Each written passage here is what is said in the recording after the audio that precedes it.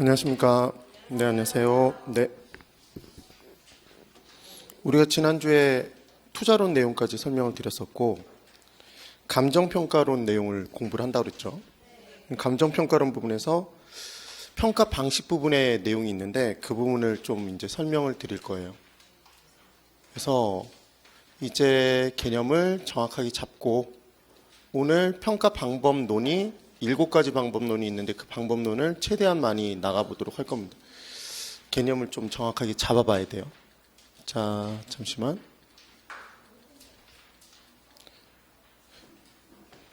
교재 페이지로는 어디를 펴시면 되냐면 490페이지 부터 있는 내용들이에요.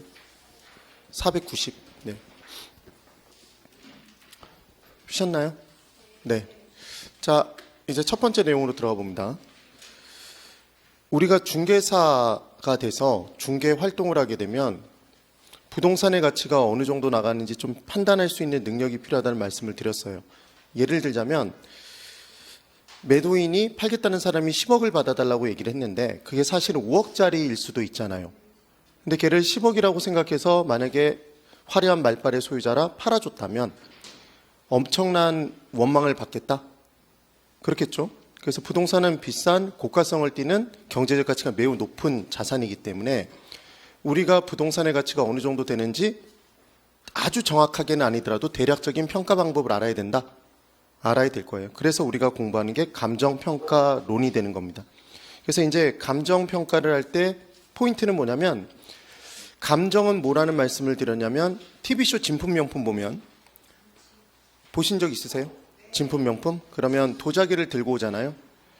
그럼 감정평가단이 한참 돋보기 같은 걸 두고 이렇게 쳐다봐요. 한참을 쳐다보는 거죠.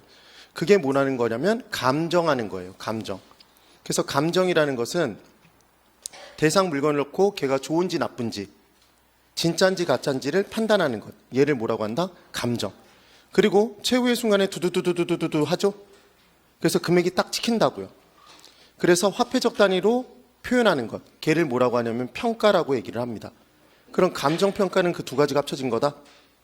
네, 맞죠? 그럼 감정평가를 할 때 우리가 알아봐야 될 게 두 가지가 있는데 가장 많이 하는 활동이 사고 파는 활동, 매매 활동이고 그럼 매매 활동에서는 가격이 중요한 거죠, 여러분. 얼마에 사고 팔 것이냐. 그럼 임대차 활동도 많이 하나요? 그럼 임대차 활동에서 중요한 건 그때 주고받는 임대료? 맞죠? 그러니까 우리는 하나의 부동산을 놓고 그 부동산의 가격이 얼마인지 그리고 임대료가 얼마인지 임료가 얼마인지를 계산할 수 있으면 되더라. 그럴 때 몇 가지 방식에 의해서 평가가 가능한지 이제 그 내용을 설명을 드려볼 거예요. 근데 이걸 꽤 많이 제가 설명드렸던 부분들이 있어요. 자, 이제 보세요. 오늘 공부하는 내용에서 주인공이 하나 있습니다. 이 주인공이 뭐냐면 대상부동산이에요. 대상부동산은 감정평가의 대상이 되는 부동산을 줄여서 대상부동산이라고 얘기를 합니다. 그럼 하나만 생각해 볼게요, 여러분. 감정평가의 전문가는 공인중개사인가요? 감정평가사인가요? 공인중개사라고 생각하시면 안 돼요. 감정평가사죠. 그럼 감정평가사는 여기저기 돌아다니면서 그냥 건물 보고 내가 평가할 테니까 돈 줘 이렇게 얘기를 할 수 있나요? 없죠. 당연히 평가 의뢰인이 평가 의뢰를 했겠다. 얘 좀 평가를 해주세요. 가치가 얼마인지 임료를 얼마 받으면 될지 평가해 주세요. 평가 의뢰가 된 부동산을 뭐라고 얘기를 한다? 얘가 감정평가의 대상이 되는 부동산이에요. 그럼 결론은 감정평가를 통해서 최종적으로 알고 싶은 것은 대상부동산의 가액이다, 사례부동산의 가액이다? 네, 대상부동산이에요. 그래서 알고 싶은 건 무조건 대상부동산이니까 우리가 분수식에서 알고 싶은 건 무조건 어디로 올린다? 분자로 올린다고 그랬죠. 그래서 대상부동산 관련 수치는 무조건 분자로 올라가게 돼 있습니다. 이게 포인트예요. 그러면 이때 감정평가 의뢰를 했을 때 잘 보세요. 이 개념만 잡고 바로 들어가 보도록 하죠. 감정평가 의뢰했을 때 감정평가사가 평가한다고 그랬죠. 그래서 감정평가사가 뭐라고 평가해 줬냐면 평가 보고서에 얘는 10억이다 이렇게 적어준 거예요. 평가 보고서에. 그럼 10억이라고 이렇게 평가를 딱 해주면 얘는 과거에도 10억이었고 현재에도 10억이었고 미래도 10억이다 라는 얘기가 돼버리잖아요. 만약 이렇게 적으면 그냥 평가 보고서에 10억이다 이렇게만 평가 보고서에 작성을 해주면 얘는 과거에도 10억이었고 현재도 10억이고 미래도 10억이라는 얘기가 돼버리니까 감정평가사는 책임의 범위가 너무 커진다고요. 무슨 말이냐면 평가를 딱 그래서 10억이라고 해줬는데 알고 봤더니 어떤 변화가 생겨서 한 달 안에 무슨 굉장히 큰 변화가 생겨서 15억으로 가치가 뜰 수도 있나요? 개발 호재가 발표가 될 수도 있잖아요. 그렇죠? 그런데 그때 10억이라는 걸 믿고 10억에 팔아버리면 5억만큼의 손해를 본다? 그럼 또 감정평가사를 찾아가서 뭐라고 막 따지겠네요? 그러니까 감정평가사는 당연히 책임을 면하기 위해서 감정평가 보고서에 그냥 가액을 10억이라고 적겠다? 언제 꼭 집어서 10억이라고 적겠다? 언제 꼭 집어서 얘는 10억이에요 이렇게 정할 거 아니에요. 이게 감정평가의 기준이 되는 시점이에요. 무슨 시점이라고 한다고요? 이게 기준 시점이랍니다. 그러니까 기준 시점은 뭐의 기준이 되는 시점이다? 감정평가의 기준이 되는 시점, 이게 기준 시점입니다. 그럼 기준 시점은 이런 개념이겠죠. 2023년 4월 24일에 평가 의뢰를 했어요. 평가 의뢰. 누가 의뢰했죠? 의뢰인이 평가 의뢰를 했어요.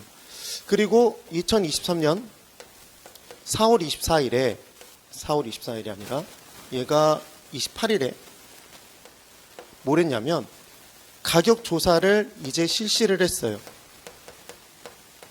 처음 시작했어요. 처음 시작한 날. 한 날이 되는 거죠.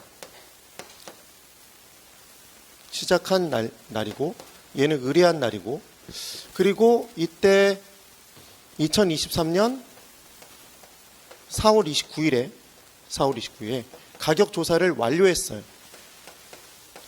얘는 완료한 날이에요. 완료한 날. 그럼 감정평가사는 가격 조사를 완료하면 바로 얼마다라고 조사 결과가 나올까요? 아니면 분석해야 될까요?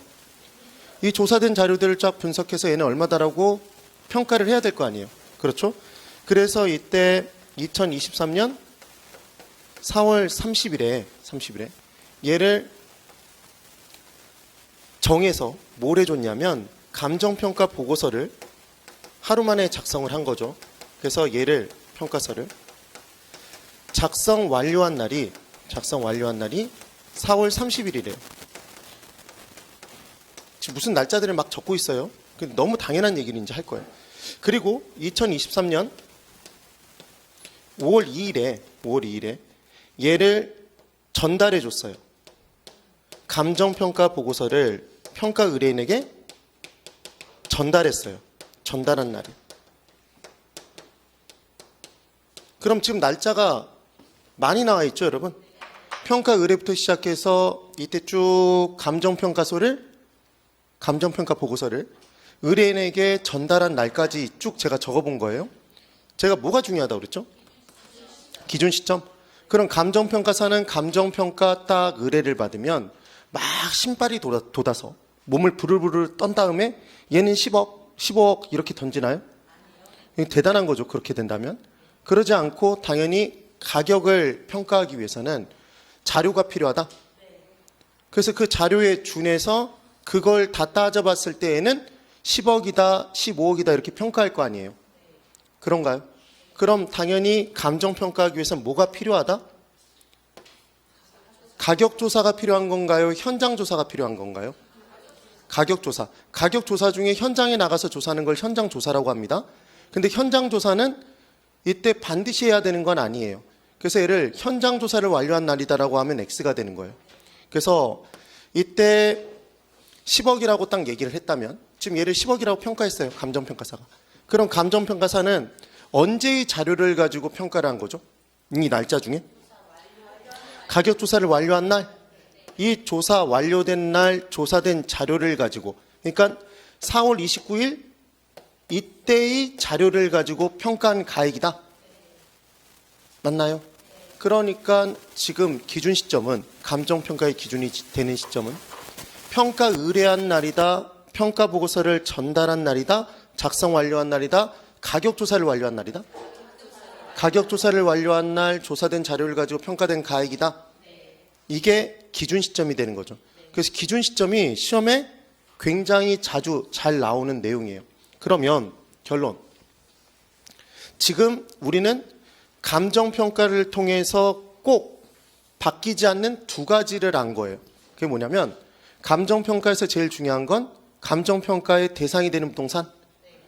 이 대상 부동산의 어느 시점의 가액을 알고 싶은 거다? 기준 시점에서의 가액인가요? 거래 시점의 가액인가요? 기준 시점의 가치? 얘를 판단하고 싶은 거죠. 그러니까 기준 시점과 거래 시점이 있다면 기준 시점이 분자로 들어간다, 분모로 들어간다? 분자. 무조건 알고 싶은 건 어디로 들어간다? 분자로. 그 내용을 기억해 두시면 돼요. 되셨죠? 이 내용인 거예요. 그러면 이제 감정평가를 할 때 어떻게 감정평가를 하는지를 설명을 드려볼 텐데 우리가 했던 내용이 이게 기억이 나셔야 돼요. 경제론에서 시장은 누가 만나는 곳이었죠? 수요자와 공급자가 만나는 곳. 그래서 거래가 이루어지는 곳이다라는 말씀을 드린 거잖아요. 그럼 결국은 어떤 부동산의 가치, 밸류를, 가액을 구할 때 공급자 입장에서 구할 수 있을까요? 공급자 입장에서도 구할 수 있겠죠. 공급자가 호가를 하잖아요. 가격을 부르죠. 그럼 수요자 입장에서도 가격을 정할 수 있을까요? 있을 거예요. 수요자가 얘는 얼마까지만 지불할 거야 이렇게 정하는 내용이 있다고요. 그럼 시장에서 거래되는 가액도 있을까요? 실제로? 네, 그렇겠죠. 그러니까 감정평가의 방식은 크게 누구 입장에서 구하는 것? 공급자 입장에서 구하는 것, 수요자 입장에서 구하는 것, 시장에서 구하는 것. 몇 가지 방식이 나온다? 세 가지 방식이 나오게 되는데 이 방식이 어떻게 정리가 되는지를 이제 알면 이게 개념이 끝나는 거죠. 자, 첫 번째예요. 여기가 제일 중요한 거예요.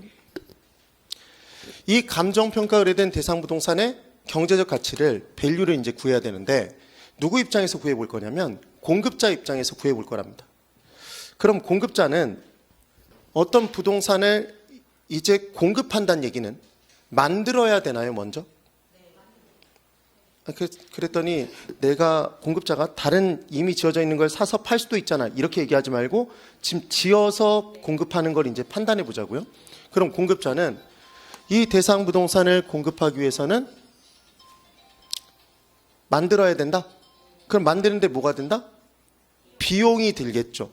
그래서 공급자는 뭐라고 얘기를 하냐면 항상 실제 우리의 경험상 공급자는 얼마까지만 받겠다고 얘기를 하나요? 아무리 못 받아도 얼마 이상을 받겠다고 얘기한다? 얼마 이상은 꼭 받겠다고 얘기를 하는 거죠. 근데 공급자는 만드는데 뭐가 드니까? 비용이 드니까 이 건물 만드는데 만약에 토지, 땅을 사야 되겠죠 먼저? 토지 가격 2억에 건축 비용을 만약에 5억을 들여서 만들었다면 만약 그러면 얘는 7억이 든 건가요? 그럼 얘를 만드는데 들어간 비용이 7억인데 얘를 만약에 6억을 받으면 팔고 손해다? 그러니까 아무리 못 받아도 얼마 이상은? 7억 이상? 그게 뭐였죠? 만드는데 들어가는 비용이 드니까 그 비용 이상을 가격으로 받으려 든다. 그럼 지금까지 우리가 했던 내용에서 뭘 꼭 기억하시라는 얘기를 했었냐면 이 비용 속에는 뭐가 포함되어 있더라? 정상이윤, 공급자의 정상이윤은 포함되어 있잖아요. 그래서 공급자가 비용만큼만 가격을 받으면 뭐만 누리는 거다? 정상이윤만 누린다고 말씀을 드렸죠. 그래서 최종적으로 가격은 반드시 뭐랑 일치하고 끝나더라? 비용과 일치가 된다. 그래서 가격이 상승으로 끝났으면 비용 증가산업, 가격이 불변으로 끝나면 비용 불변산업, 이런 내용으로 정리를 했던 겁니다. 여기까지 되셨어요? 그래서 첫 번째로 공급자는 만들어야 공급할 수 있고 만드는데 뭐가 든다? 비용이 드니까 아무리 못 받아도 비용 이상을 가격으로 받으려 든다. 이게 감정평가의 방식에서 얘가 바로 뭐가 되냐면 비용 방식이랍니다. 비용이 곧 가격이다. 비용을 원가라고 얘기할 수도 있나요? 그래서 얘를 원가 방식이라는 표현을 쓰기도 해요. 여기까지 나왔네요. 그러면 공급자 입장에서 이 대상 부동산의 가치를 감정평가사가 구할 때에는 다른 거 하나도 안 따지고 만든 데 들어가는 비용만 구하면 되더라? 맞죠? 비용이 곧 가격이 되는 거니까. 지금 그 얘기죠. 그런데 이번엔 수요자 입장에서 판단을 한번 해보죠. 수요자 입장에서. 수요자는 대상 부동산이 있을 때 이 대상 부동산을 판다면, 이제 산다면, 이 부동산을 산다면 아무리 못 지불해도 얼마 이상을 꼭 지불하고 사고 싶어요 이렇게 얘기를 하나요? 아무리 높게 지불해도 얼마까지만? 아무리 높게 지불해도 얼마까지만 지불하고 살 거야 이렇게 얘기하죠? 그러면 이때 수요자가 얘기하는 얼마까지 얼마가 바로 가격이다? 이게 수요자가 제시하는 가격 가치가 되는 거죠. 그럼 실제로 수요자는 우리가 투자론에서 공부했지만 부동산 시장에서 물건을 사겠다고 나오는 부동산을 사겠다고 나오는 수요자는 그 부동산에 투자하는 거다. 투자자였죠. 투자자. 수요자 이꼬르 투자자. 그럼 투자자는 뭘 목적으로 사더라? 수익을 목적으로 사나요? 수익을 목적으로. 수요자는 사는 목적이 있다. 뭘 목적으로 산다? 수익을 목적으로 사니까 자신이 이 부동산을 사서 누릴 수 있는 수익이 만약에 10억이었다면 아무리 높게 지불해도 얼마까지만? 10억까지만 가격으로 지불한다. 지금 그 내용이겠죠. 그래서 수요자는 뭘 목적으로 사니까? 수익을 목적으로 사니까 수익까지만 지불한다. 그럼 수요자가 누릴 수 있는 수익은 사는 시점을 기준으로 발생됐던 과거 수익인가요? 발생될 미래 수익인가요? 미래 수익? 그러니까 수요자 입장에서 가치를 구할 때는 과거 수익은 따진다, 따지지 않는다. 따지지 않고 발생될 미래 수익이 크면 가격을 높게 지불하고 사고, 자기가 누릴 수 있는 수익이 크면 가격을 높게 지불하고 사고, 만약에 발생될 미래 수익이 작다면 수익이 작으니까 가격을 낮게 지불하고 사는 거다. 그럼 수요자 입장에서는 수익이 곧 가격이다. 이게 무슨 방식일까요? 이게 수익 방식이에요. 감정평가에. 그럼 이번에는 가장 이해가 빠른 게 뭐냐면 이 부동산 얼마냐고 물어봤더니 시장에서 얘가 거래된 사례가 만약에 있대요. 걔가 11억에 거래가 됐어. 그럼 얘는 얼마라고 얘기하면 되죠? 11억? 그런데 실제 현실에서 감정평가 의뢰된 부동산이 바로 근 시점에 가까운 시점에 거래가 됐으면 감정평가를 의뢰할 이유가 없어요. 감정평가 의뢰라면 감정평가사에게 보수를 지불해 줘야 되잖아요. 돈을 주고 그 평가 행위를 하는 건데 바로 한 며칠 전에 얘가 거래가 돼서 15억에 거래가 됐다. 그럼 얘는 15억이라는 느낌이 딱 들죠? 그럼 감정평가를 의뢰할 이유가 없죠. 그럼 얘가 감정평가 됐는데 의뢰가 됐는데 이 부동산 얼마냐고 물어봤더니 얘 시장에서 얼마에 거래되는지를 알고 싶잖아요. 사실은. 그렇죠? 그런데 얘가 거래된 사례는 없는 거야. 그럼 결국 얘랑 똑같은 놈이 만약에 옆에 붙어 있다면 걔가 15억에 거래가 됐다면 얘 5층 건물, 얘 5층 건물 5층 건물 옆에 있는 애가 15억에 거래가 됐다면 얘도 얼마? 15억. 이렇게 비교할 수 있을까요? 어디에서 찾아서? 시장에서 비슷한 부동산의 거래 사례와 비교해서 구한다. 그래서 이때 시장에서 구하는 건 시장에서 비교해서 구하더라. 얘를 무슨 방식이라 한다? 비교 방식이라고 얘기를 합니다. 그러니까 결론. 자, 절 보세요. 이런 거죠. 감정평가 의뢰인이 감정평가를 의뢰하면 그 부동산을 평가 대상 부동산이라고 표현하더라. 네. 감정평가의 대상이 되는 부동산. 무슨 부동산? 대상 부동산이라고 얘기를 하는데 이 대상 부동산의 가치를 구하는 방식이 크게 몇 가지가 나온다? 3가지가 나오는데 감정평가사는 공급자 입장에서 구할 때는 공급자는 만드는데 뭐가 되니까? 비용이 곧 가격. 수요자는 뭘 목적으로 사니까? 수익을 목적으로 사니까 수익이 곧 가격. 시장에서 비슷한 부동산이 거래된 사례가 있으면 걔랑 비교해서 구한다? 너랑 비슷한 게 10억이니까 너도 10억. 이게 무슨 방식? 시장에서 비교했다 비교 방식. 그래서 크게 몇 가지 방식에 의해서 3가지 방식이 나온 거죠. 그래서 얘가 3방식이에요. 감정평가의 개념이. 그러면 이때 매매활동에서 주고받는 금액이 가격인가요? 매매활동에서 실제로 주고받는 금액이 가격이죠. 가격.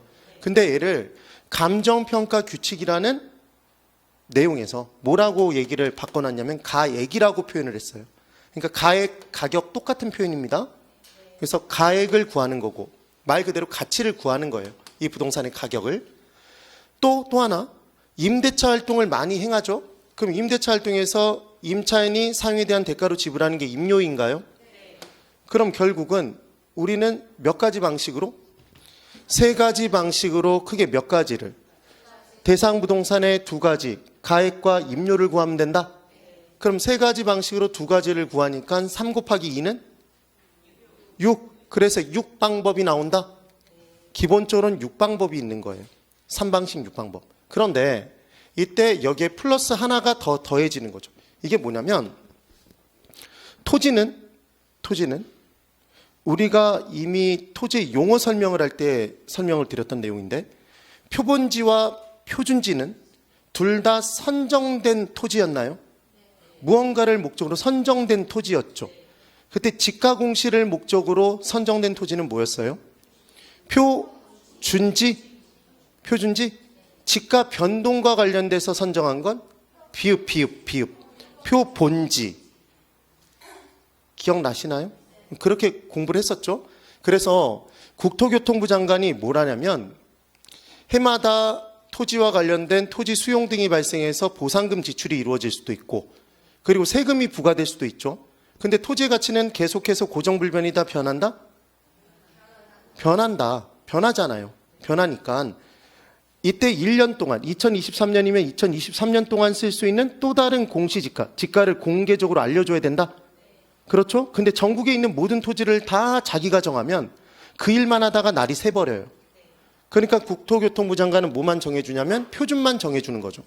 그게 바로 뭐냐면 표준지 공시지가예요. 뭐라고 한다? 표준지 공시지가. 그럼 이 표준지 공시지가가 약 몇만 필지를 잡는다고 얘기를 하냐면 제가 필지는 법률상의 등록단위였던 거 기억나세요? 하나의 집원이 붙는 법률상의 등록 단위가 필지였죠. 그때 그 필지가 약 몇만 필지 정도 된다고 그랬죠? 전체? 3천만 필지 정도? 이 정도가 된대요. 대략.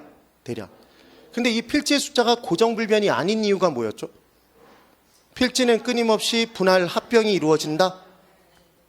목적을 가지고 쪼개질 수도 있고 합쳐질 수도 있잖아요. 그래서 어찌됐건 이 3천만 필지를 만약에 다 국장이 정해주면 국장은 날이 새니까 이 중에서 얘가 표준이야 잡아놓고 표준이 되는 땅의 지가만 공개적으로 알린다? 얘를 몇만 필지를 알린다라고 얘기를 하면 50만 필지 정도를 알린대요. 그럼 얘 그냥 곱해보면 60 정도가 남나요? 60배수? 아니 지금 3천만 필지에서 50만 필지면 얘 60배를 때리면 얘가 나오는 거잖아요. 그렇죠? 그러면 각각의 토지 중에 얘가 표준이야 이렇게 정해주면 이 표준이 되는 땅은 주변에 있는 땅들을 예를 들어 60개 정도의 땅을 대표할 수 있는 땅이어야 되겠다? 대표성이 있어야 되겠죠. 얘는 크게 잘 변하는 애여야 되나요? 변하지 말아야 될까요? 잘 변하지 않아야 되겠죠. 안전성이 있어야 되겠죠. 그리고 크게 높은 가격이나 크게 낮은 가격이면 안 되겠죠. 그래서 우리가 중도를 지키는 건 중용성이라고 얘기를 해요. 중용성의 특성이 있어야 돼. 그 땅을 뭐라고 한다? 표준이 되는 땅이라고 얘기하고 얘를 지가를 공시한 거죠. 되셨어요? 이건 누가 한다고요? 국장이 정해주는 겁니다. 그럼 국장이 얘를 딱 던져주면 이제 시장군수구청장이 자신의 시안에 군안에 구안에 있는 다른 토지들을 얘를 잡아놓고 얘랑 비교해서 구할까요? 이제 누가 정한다? 시장군수구청장이 개별 토지에 공시지가를 발표한다? 이게 개별 공시지가인 거죠. 이해되시죠? 그러면 시장군수구청장은 감정평가의 전문가가 아니죠. 또 하나, 국장도 감정평가의 전문가인가요? 자, 원희룡 국장은 지금 국장이 원희룡 씨잖아요. 그럼 그분은 감정평가사는 아니잖아요. 매우 똑똑한 사람이긴 하지만 그러면 국장은 표준지 공시지가를 공시할 때 감정평가 법인을 이용할까요? 고용해서 이때 평가를 의뢰해서 평가하도록 된단 말이에요. 그래서 감정평가 법인들이 기본적으로 수입의 근원이 되는 게 표준지 공시지가, 주택가격 공시 이런 내용들을 할 때 감정평가 법인들이 필요했던 거죠. 기본 여기까지 되셨죠? 그럼 당연히 국장은 뭘 또 주냐면 토지가격 비준표라는 걸 주는 거예요. 토지가격 비준표. 비준이란 단어가 뭐냐면 얘는 비교하여 준한다는 표현이에요. 따라해 보세요. 비교하여 준한다. 예, 그래서 결국은 국장이 두 가지를 주는 거죠. 누구한테? 시장군수구청장에게 얘가 표준이야? 표준이 되는 땅의 공시지가 던져주고 토지가격 비준표를 줘서 이 토지와 비교했을 때 가로 조건, 획지 조건, 교통 조건 등등등이 우월해지면, 열세해지면 얘랑 비교해서 얼마만큼 가감 조정해야 하는 표를 줘요. 그럼 이 표와 비교해서 개별 공시지가를 시장군수구청장이 공시하겠네요? 그럼 실제로 시장군수구청장이 할까요? 이 밑에 공무원이 할까요? 이 밑에 공무원이 하겠죠. 이 표준지 공시지가는 누가 정하고요? 감정평가사 공무원? 감정평가사, 얘는 공무원. 이해되시죠? 이 개념이 되는 거예요. 그러면 표준지와 관련해서 이의 신청을 하고 싶은 사람은 정한 사람에게 해야 돼요? 정하지 않은 사람에게 해야 될까요? 정한 사람. 얘를 표준지 공시지가를 이때 공시한 공시 주체에게 이의 신청을 해야 되겠죠. 그러니까 시험 문제가 나오면 뭐가 나올 수 있냐면 표준지 공시지가는 시장군수구청장에게 이의 신청한다 그러면 X라고요. 누구에게 이의 신청해요? 국장에게. 그럼 개별 공시지가는 누구에게 이의 신청한다? 시장군수구청장에게 이의 신청을 해야 되겠죠. 됐나요? 그럼 이렇게 정할 때 약 60배수로 정해야 되잖아요. 얘들을 정한단 말이에요. 그럼 얘를 정해주고 30일 안에 15일 안에 얘를 정해라 그러면 일이 너무 빡빡하겠죠. 그래서 표와 개는 몇 개월의 차이가 있냐면 3개월의 차이가 있어요. 얘를 던져주면 얘는 2월 말일이고 그럼 3개월 지나면 3월 31일? 얘가 2월 말일이면 얘 5월 31일? 5월 31일이 되나요? 3개월 지나면 그때까지 공시를 해야 돼요. 그게 공시일인 거야.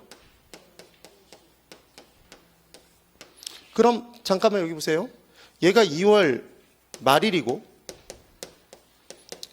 2월 말일까지라고 해요. 2월 말일까지인 거야. 2월 말일날 해야 되는 게 아니에요. 그래서 보통은 1월 한 중순 정도가 되면 얘가 발표가 돼요. 중순부터 말일 사이에 2월 그리고 얘가 3개월 지나서 얘는 5월 31일까지 공시를 해야 된다는 거지 5월 31일에 정확히 공시를 하는 게 아니에요. 네, 그래서 언젠가는 5월 26일이 되고 각각의 시별로 얘가 또 달라질 수도 있는 거예요. 여기까지 되셨죠? 이 개념 비교를 해야 됩니다. 그런데 얘는 왜 2월 말일이고 얘는 5월 31일까지죠? 얘는 27일, 28일? 달라질 수 있으니까 2월 말일인 거고 얘는 정해져 있잖아요. 마지막 날이 31일 이렇게 얘기를 하는 거죠. 여기까지는 되셨나요? 그때 제가 이제 우리 시험에서는 뭐가 가장 중요한 이 부분의 포인트냐면 누가 정하고 그래서 누구에게 이의 신청하는지가 제일 중요해요. 이게 시험에서 제일 많이 물어보는 문제란 말이에요. 그러면 이 부분의 문제를 푸는 방법은 개별자가 떴을 때만 자, 뭐가 떴을 때만? 개별자가 떴을 때만 시장군수구청장이 정하는 거예요. 개별자가 뜬 것만. 그러면 개별자가 붙지 않은 건 다 누가 한다? 국장이 하는 거고 국장에게 이의 신청해야 되는 거죠. 그럼 이제 한 가지 개념 볼게요. 토지가 있고 주택이 있으면 주택은 단독주택과 공동주택으로 구분할 수 있을까요? 실제로? 공동주택 아파트 등이라고 생각하시면 되죠. 그럼 공동주택의 경우에는 그 모양 등이 많이 다르지 않죠. 그럼 얘들을 다 누가 정해줄 수 있냐면 국장이 정해줄 수 있어요. 근데 단독주택은 그 모양과 층수와 면적 크기 등이 다 다르죠. 엄청나게 매우 다르잖아요. 그럼 얘를 다 누가 정해주기 어렵다? 국장이 정해주기 어려우니까 국장은 주택 중에서는 단독주택은 표준만 정해준다? 얘는 표준을 정해주는 거죠. 그럼 이제 개별을 누가 정하겠다? 시장군수구청장이 이 개념이 있을 거예요. 근데 공동주택은 그런 개념이 없는 거죠. 그래서 공동주택은 어떤 개념 자체가 없다? 표준과 개별이라는 개념이 없어요. 그래서 주택가격을 얘기할 때 단독주택은 단독주택이라는 표현을 별도로 안 써요. 되세요?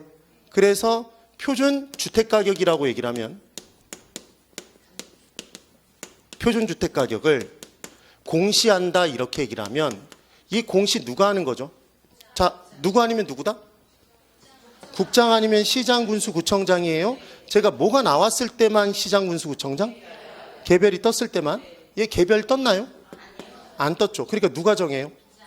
국장이 정하는 거예요. 그럼 별다른 얘기가 없어도 얘는 뭘 의미한다? 단독주택인 거예요. 이거 개념 자체가. 그래서 얘를 3월, 지금 1월 31일까지 공시하게 돼 있어요. 국장이. 그러면 이제 개별 주택가격은 누가 정한다고요, 여러분? 응? 예, 시장, 군수, 구청장이 얘 공시를 하는 거예요. 공시를. 시장, 군수, 구청장이 얘 외우는 방법. 시장, 군수, 구청장 개별인가요? 네, 개별로. 이제 공시를 하겠죠. 그럼 몇 개월 지나요? 몇 개월 필요하다고 그랬어요? 이게 공통점이에요, 공통점. 이게 3개월이겠죠? 그러면 3개월 지나면 언제가 되죠? 4월 30일까지? 그럼 얘는 공시일이에요? 공시기준일이에요? 자, 지금 제가 무슨 질문을 했냐면 그냥 한번 듣고 그냥 이해하고 말아버리는 거예요. 이게 제일 뒤에 있는 내용들인데 우선 이 표현이 같나요? 다르나요? 공시일과 공시기준일은 단어가 같아요? 달라요? 다르죠. 이 둘이 다른 걸까요? 당연히 다른 거예요. 그럼 공시기준일은 뭐냐면 제가 아까 무슨 말씀을 드렸냐면 국장이 굳이 감정평가를 의뢰해서 전국에 있는 토지와 전국에 있는 주택들의 주택이 아닌 다른 건물들의 비주거용 부동산들의 가액을 정해주는 이유는 1년 동안 써먹기 위해서다. 1년을 통으로 써먹기 위해서인 거죠. 그러면 이때 2023년도에 써먹고 싶으면 얘를 전체 다 1년 동안 써먹고 싶으면 기준일 자체가 1월 1일이어야 될까요? 12월 31일이어야 될까요? 아니 만약에 기준일이 이때면 12월 31일이 되면 생각해보면 이때의 가액인 거잖아요. 근데 이 전에 가액들로 써먹을 수가 없죠. 오케이? 그러니까 이때를 다 통으로 써먹기 위해서는 당연히 언제 가액이어야 된다? 1월 1일? 그러니까 별다른 말이 없으면 공식 기준일은 기준이 되는 날짜는 언제가 되는 거다? 1월 1일인 겁니다. 네. 그러니까 1월 1일 날 조사된 자료 1월 1일까지 조사된 자료를 가지고 평가를 해서 1월 1일에 얼마였다라고 평가해놓고 걔를 1년 써먹는 거잖아요. 개념 자체가. 그런데 이때 1월 1일 날 조사된 자료를 가지고 평가할 때 공시하는 날짜가 1월 1일이 될 수는 없죠. 네. 그러니까 공시일 자체는 뒤로 밀리는 거다. 그래서 공시일이 별도로 있는 거죠. 그러니까 국장은 놀아요, 놀지 않아요?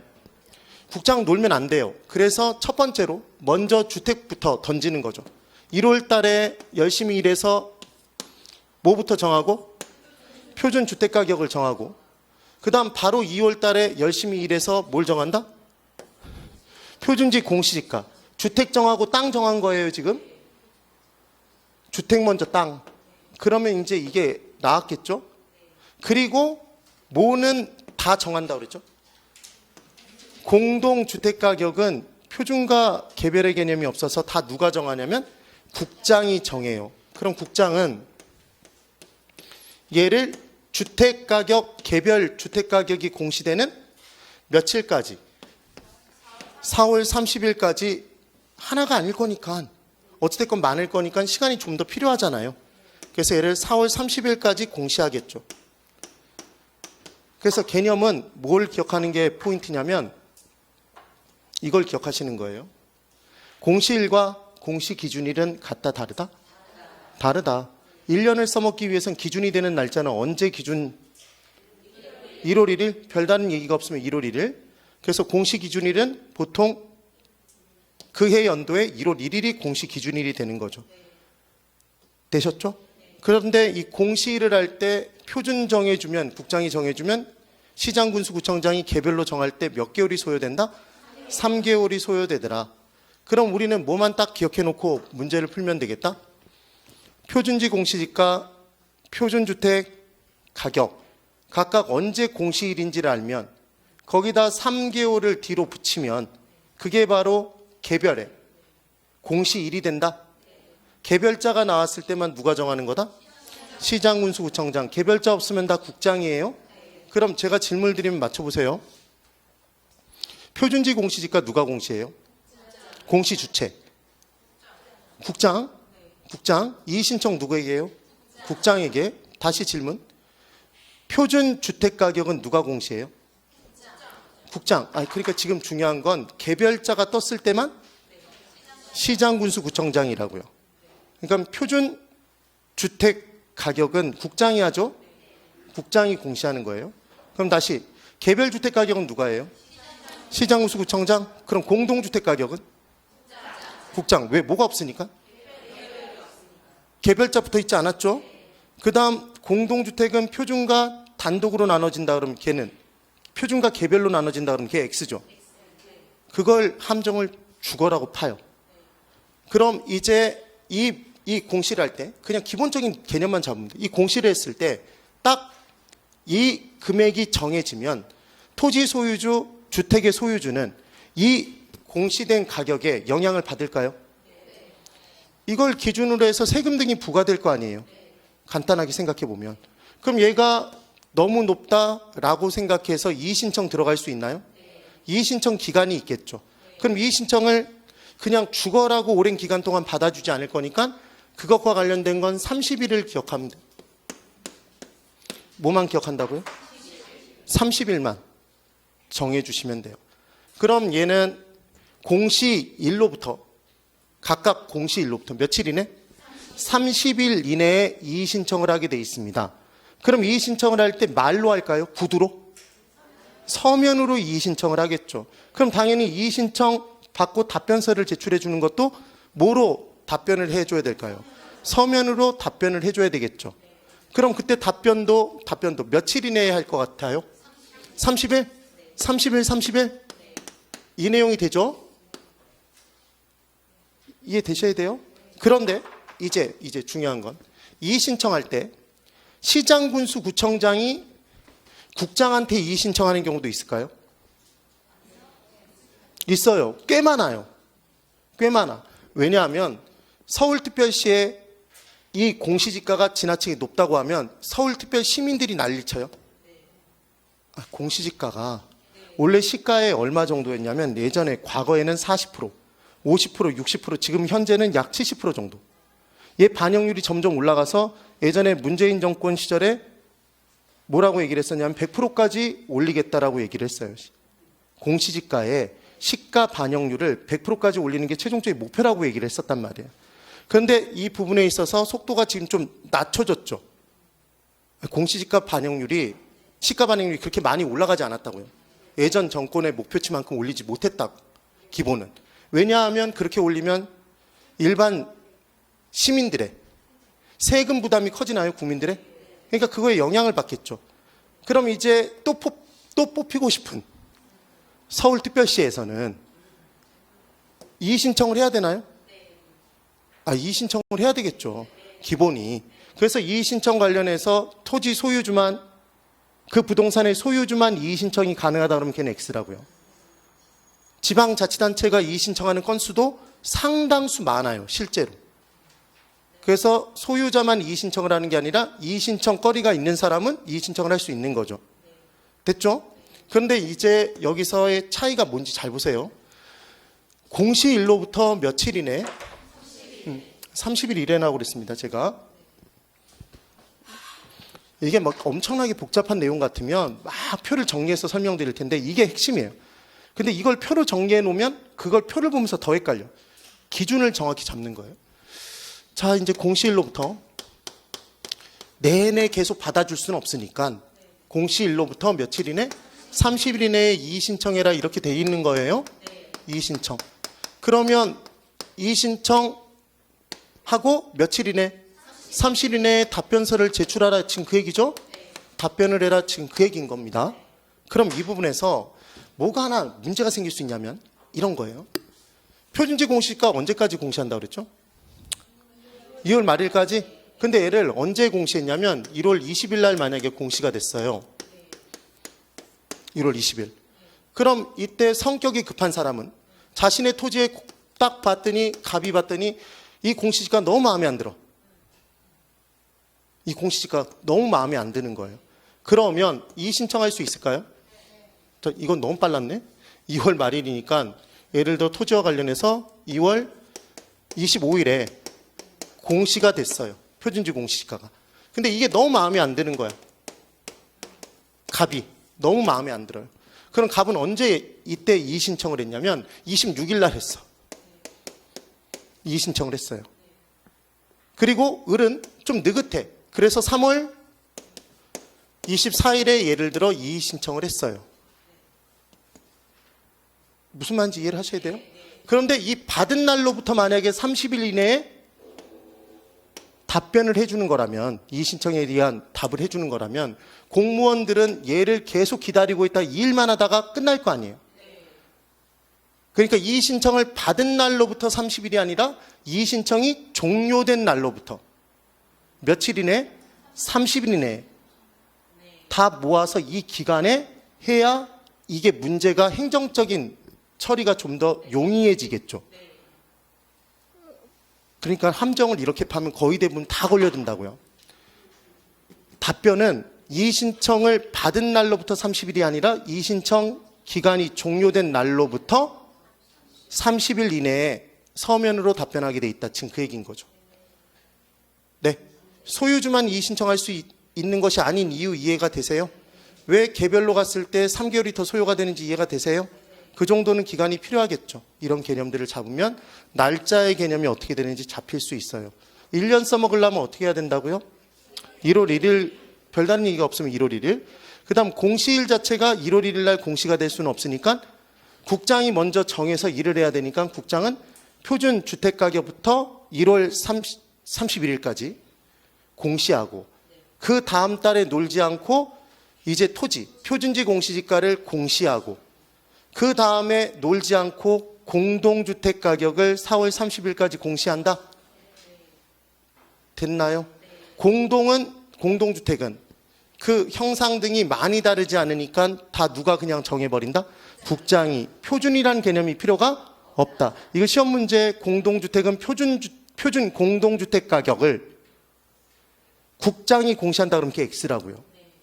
공동주택은 뭐가 없다고요? 표준의 개념이 없다고요. 이렇게 정리해 두시면 되죠. 여기까지 되셨어요? 이게 지금 실은 공시 내용의 전부라고 보시면 돼요. 거의 대부분의 전부다. 그런데 이걸 왜 지금 설명했냐면 그럼 토지가 만약에 평가 의뢰가 되면 토지와 관련해서는 감정평가사가 막 죽어라고 조사하면서 구해볼 필요 없이 누가 이미 감정평가 법인에 의뢰해서 뽑아놨어요? 국토교통부 장관이 표준이 되는 땅을 다 정해놨잖아요. 그해 연도에 써먹으라고. 그러니까 이것과 그냥 비교하는 게 더 낫겠네요. 뭘 기준으로? 공시지가를, 표준지 공시지가를 기준으로 비교하는 방법이 더 우월하다? 토지는? 그래서 공시지가 기준법이라는 게 하나가 더 들어가는 거죠. 방법에, 비교 방식에. 그래서 몇 가지 방법이 나왔다? 7방법이 나오는 겁니다. 그래서 33회 작년도 시험 문제에 뭐가 나왔냐면 거래사례 비교법이라는 것은 비교 방식이지만 공시지가 기준법은 비교 방식이 아니다 이렇게 나와서 틀린 문장이 정답이었어요. 공시지가를 기준으로 비교해서 구한다? 근데 이름이 공시지가 비교법이 아니라 공시지가 기준법. 그럼 거기서 제일 중요한 건 비교 표준지를 먼저 찾는 거겠네요. 얘를 찾아서 정하겠죠. 그런 내용들을 공부하는 겁니다. 그래서 이때 가치의 삼면성이라는 게 왜 존재하고 왜 7방법이 존재하는지를 제가 설명을 드려본 거죠. 여기까지 되셨어요? 그러면 이제 계속 연결이에요. 조금 더 연결을 시켜서 보는 거예요. 그럼 이제 각각의 내용에서 조금 더 진행돼야 될 부분이 있는데 여기를 보실까요? 그럼 결론은 지금 이 얘기를 한 겁니다. 감정평가를 할 때 우리가 최종적으로 구하는 건 가액과 임료인데 얘를 구하는 방법론이 방식이 몇 가지가 있다? 3가지가 있으니까 비용 방식에 의한 가액을 구하는 방법 하나, 비용 방식에 의해서 임료를 구하는 방법 하나, 수익 방식 가액, 수익 방식 임료 구하는 방법 하나하나 둘, 비교 방식에 의해서 가액 구하는 방법 하나, 임료 구하는 방법 하나, 표준지 공시지가 기준으로 구하는 것, 공시지가 기준법 하나. 그래서 몇 가지 방법? 7가지 방법이 나왔는데 그럼 이때 각각의 방식에 의한 가액의 이름이 다 같을까요? 다 다를까요? 다 달라지겠죠. 그래서 이 다른 걸 기억하는 방법이 자, 공급자를 만드는데 뭐가 들더라? 비용이 들어요. 그럼 그때 그 비용을 구할 때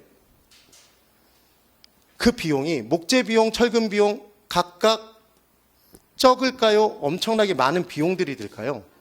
목재도 굵기별로 다 다르죠? 단위당 가격이? 그럼 수량이 몇 개가 포함됐는지 다 일일이 곱하고 더해야 될 거 아니에요. 맞아요? 그럼 결국 공급자는 만드는데 비용이 드는데 이 비용이 하나가 아니라 여러 개니까 전체 비용을 알려면 그 비용들을 일일이 다 쌓아서 계산해야 될까요? 맞아요? 그럼 한자로 쌓을 적자가 있다? 계산할 산자? 그래서 뭐 시켜야 된다? 적산시켜야 되겠죠. 그러니까 앞으로 적산이란 단어가 나오면 얘는 쌓아서 계산한 거다. 뭘 쌓아서 계산했다? 비용을. 그래서 무슨 방식? 비용 방식. 그래서 적산이란 단어가 나와 있으면 얘는 비용 방식이구나. 그럼 비용 방식에 의한 가액은 비용을 쌓아서 계산한 가액 무슨 가액? 적산 가액. 비용 방식에 의한 임료는? 임료를 다 비용을 쌓아서 계산한 임료, 적산 임료라고 얘기를 합니다. 지금 부르는 이름이 그렇다는 거예요. 그 다음 수익 방식은 정말 쉬워요. 수익이고 가격이고 임료예요. 그래서 얘는 그냥 수익자만 붙이면 돼. 그래서 수익 방식에 의한 가액은 무슨 가액? 수익 가액. 수익 방식에 의한 임료는 수익 임료다. 이렇게 얘기를 하는 겁니다. 되셨죠? 그 다음 비교 방식은 비슷한 부동산과 비교해서 그것에 준해서 구한대요. 비교해서 준한 가격. 그것에 준한 가격. 그럼 얘는 줄여서 뭐라고 한다? 비준. 그럼 비준이란 단어가 나오면 비교하여 준한. 그러니까 무슨 방식? 비교 방식. 비교 방식에 의한 가액은 그럼 무슨 가액? 비준 가액. 비교 방식에 의한 임료는 비준 임료다. 이렇게 얘기를 한다고요. 여기까지 되셨어요? 그러면 제가 뭔가를 적어 볼 테니까 이게 첫 번째 포인트인 거예요. 시험 문제가 이렇게 나옵니다. 원가법이라는 게 있고 제가 뭘 쫙 깔아볼 거냐면 이 6방법의 내용을 쫙 깔아볼 거예요. 원가법이 있고 적산법이라는 게 있고 수익환원법이라는 게 있고 수익분석법이라는 게 있대요. 수익분석법. 그리고 거래사례 비교법이라는 게 있고 지금 뭔가를 적고 있죠? 따라 적으실 필요는 없어요. 그리고 임대사례 비교법이라는 게 있답니다. 임대사례 비교법. 그럼 이제까지 시험 문제에 뭐가 나왔던 거냐면 각각의 방법을 딱 줘놓고 이게 무슨 방식인지를 먼저 판단할 수 있어야 돼요. 무슨 방식인지를. 그럼 여기를 잘 보세요. 원가법은 비용 방식, 수익 방식, 비교 방식 중에 뭐 같으세요? 비용 방식. 왜? 원가가 비용이잖아요. 그렇죠? 그럼 적산법은? 쌓아서 계산하는 게 비용이라고 그랬죠? 비용을 쌓아서 계산한다. 그러니까 얘도 비용 방식이네요. 그러니까 얘만 비용자가 여긴 비용자 있지만 얘는 없는 거네요. 얘를 판단해 주면 된다는 거죠. 그럼 비용 방식이 둘이면 하나는 가격 구하는 방법, 하나는 임료 구하는 방법이겠네요. 걔를 또 이제 구분하는 걸 익혀야 되는 거예요. 그럼 수익환원법은 무슨 방식일까요? 수익환원법은? 수익 방식. 이걸 못 맞춰요, 근데. 놀랍죠? 수익분석법은 무슨 방식일 것 같아요? 예, 수익 방식이죠. 수익자가 들어있으니까. 거래사례 비교법은? 비교 방식. 어떻게 하셨어요? 비교 방식이 있으니까. 근데 이걸 외운다고요. 이렇게 돼 있는 걸. 그 다음 임대사례 비교법은? 얘도 비교 방식이네요. 그럼 질문. 임대사례를 비교하면 임료가 나와요? 가액이 나와요? 임대사례를 비교하면 임료가 나오겠죠. 그러니까 얘는 임료를 구하는 방법이죠. 그럼 이제 나머지 하나는 뭘 구하는 방법일까요? 얘는 가액을 구하는 방법일까요? 맞죠? 그럼 여기서는 안 헷갈린단 말이에요. 그런데 이 내용들, 비용 방식, 수익 방식에서는 뭐가 임료를 구하는 방법인지 뭐가 가액을 구하는 방법인지 헷갈려요. 그래서 기억하시는 방법이 MM으로 임료를 적분한다 이렇게 외울 거예요. 임료를 뭐 한다? 적분한다. 미분적분 공부해 보셨나요? 기억은 안 나죠? 그래서 기억나면 이상한 거예요, 그게. 그래서 적은 적산법, 분은 수익분석법은 뭘 구하는 방법? 임료, 임대사례 비교법과 함께. 그래서 시험 문제에 뭐가 나왔었냐면 예전에는 이런 문제가 나왔던 거죠. 원가법과 수익분석법과 거래사례 비교법은 모두 가액을 구하는 방법이다. X, 얘는 뭘 구하는 방법? 임료를 구하는 방법인 거죠. 여기까지 되셨죠? 하나 더 이제 연결입니다. 그럼 당연한 얘기를 이제 한번 해볼 거예요. 당연한 얘기를. 자, 감정평가사가 평가 의뢰를 받아서 이제 평가를 하는데 이 부동산 만드는 데 들어가는 비용이 자, 우리는 어느 시점에 가액을 구한다고요? 기준 시점에 가액을 구할 때 기준 시점에 만드는 데 들어가는 비용이 얼마냐면 얘가 11억이래요. 그런데 수요자 입장에서 기준 시점 기준으로 발생될 미래 수익을 다 모아서 걔를 현재 가치로 환원시켜 봤더니 그게 얼마냐면 10억이래요. 이럴 수 있을까요?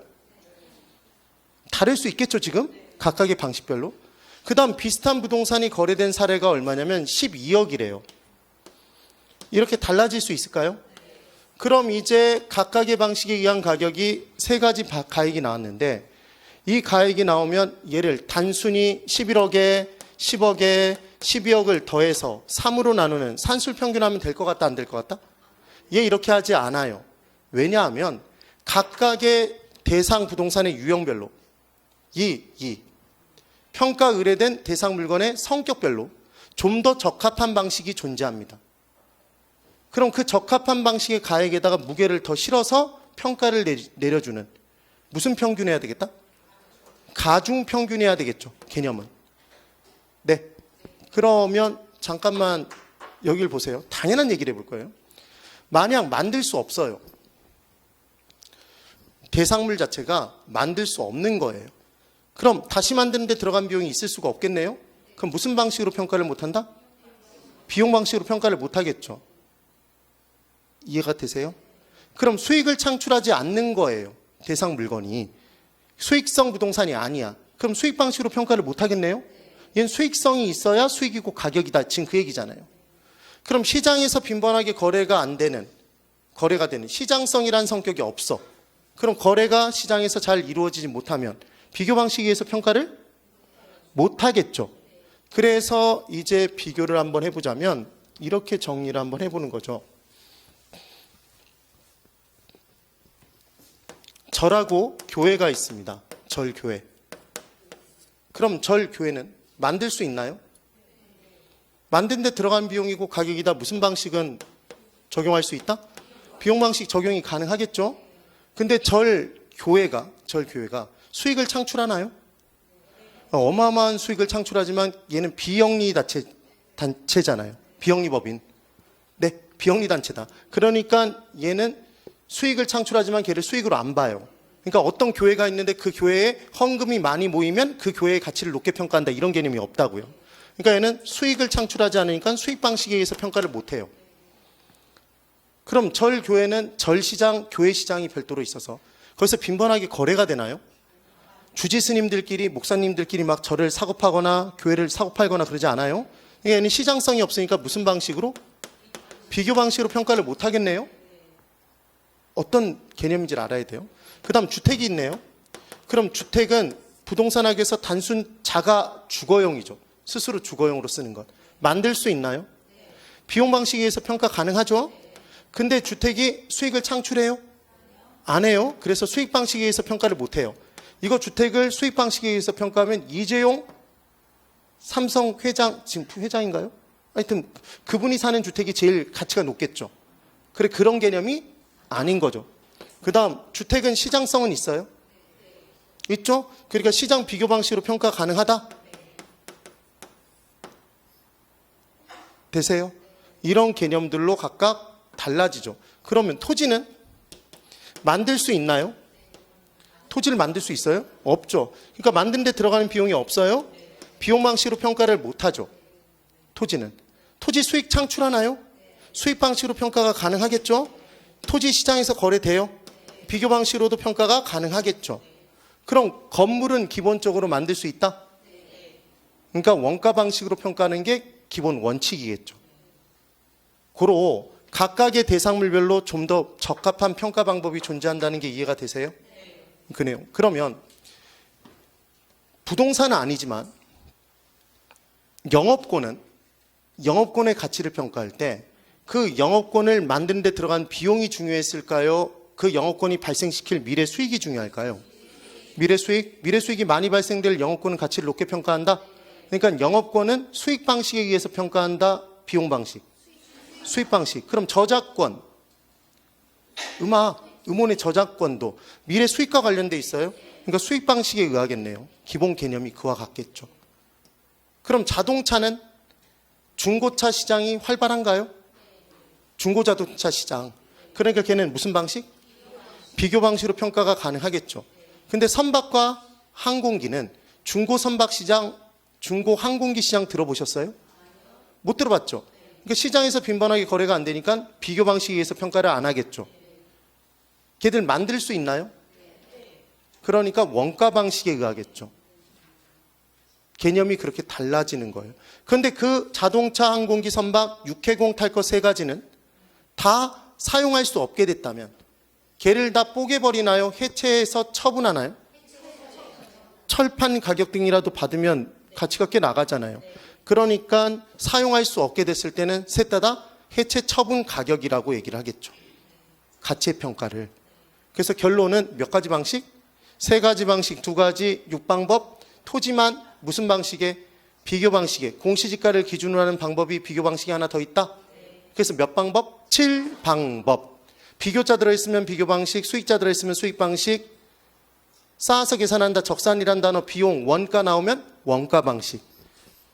맞죠? 예. 그래서 세 가지 방식에 의한 가액을 최종적인 가액이라고 얘기 안 하고, 얘를 시험적으로 계산된 가액이라고 하고, 얘를 최종적인 가액으로 평가할 때는 산술 평균에서 구하는 게 아니라 좀 더 적합한 방식의 무게 더한 가중 평균에서 구한다? 그게 시산가액의 조정이죠. 그 정도 개념을 기억하시면 됩니다. 됐죠? 네. 10분을 쉰 다음에 이제 각각의 방법을 들어가 보도록 할 거예요. 10분 쉬세요.